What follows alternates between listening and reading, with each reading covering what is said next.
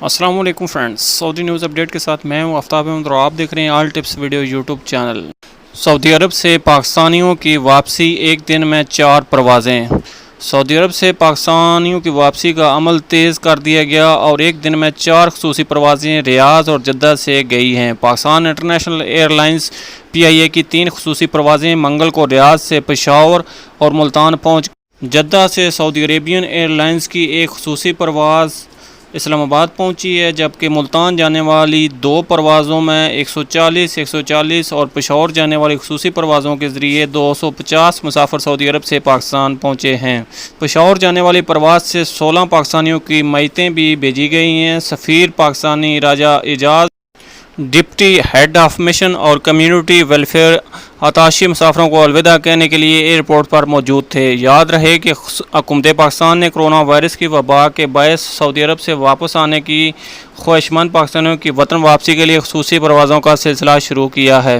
اس سلسلے میں یہ جدہ سے 8ویں پرواز ہے۔ اب تک 1700 افراد کو پاکستان پہنچایا جا چکا ہے، جبکہ ریاض سے 8 پروازوں کے ذریعے 1434 پاکستانی واپس جا چکے ہیں۔ دمام سے بھی خصوصی پروازوں کے ذریعے پاکستانی واپس گئے ہیں۔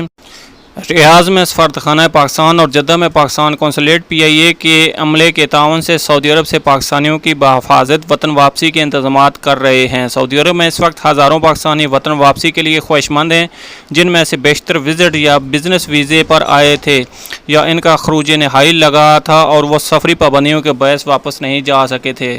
دفتر خارجہ سے جاری بیان میں کہا گیا ہے کہ PIA کی 3 پروازیں 530 پھنسے ہوئے پاکستانیوں اور ساتھ 16 میتوں کو لے کر منگل کو ریاض سے پاکستان پہنچی ہیں۔ بیان کے مطابق ریاض میں قائم پاکستانی سفارتخانے اور جدہ سے قونصلیٹ جنرل نے 480 عمرہ زائرین اور 195 قیدیوں سمیت 4000 سے زائد پاکستانی شہریوں کی وطن واپسی میں معاونت کی ہے۔ پاکستانی دفتر خارجہ کے بیان کے مطابق سعودی عرب میں پاکستان مشن پاکستانی تارکین وطن کے ساتھ مکمل رابطے میں ہے اور لاک ڈاؤن کی پابندیوں کے تناظر میں ان کی ممکنہ معاونت کی جا رہی ہے۔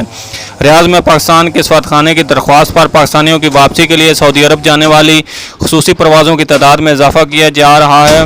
مشنز نے انتقال کرنے والے پاکستانیوں کی مقامی تدفین کے 40 کیسز میں بھی معاونت کی ہے، جبکہ اب تک 90 میتوں کو وطن واپس لایا گیا ہے۔